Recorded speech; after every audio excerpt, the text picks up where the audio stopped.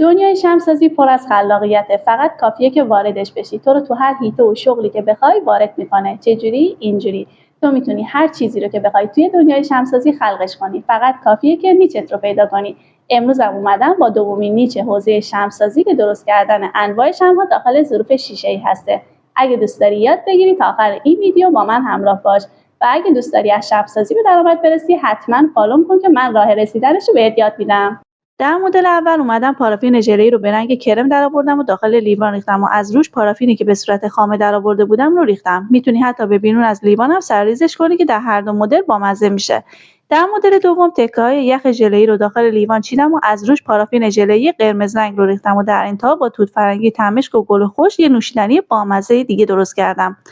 حالا میرسیم به درست کردن چای شمعی که از ترکیب رنگ قهوه‌ای و نارنجی این رنگو درآوردم. اینم 3 مدل نوشیدنی شمعی که میتونی کلی تنوع بهش بدی. اگه این آموزش رو دوست داشتی بیا تو پیجم که همه نیچ‌های حوزه شمع‌سازی رو بهت یاد میدم و با انتخاب یکی از اینا به راحتی به درآمد برسی.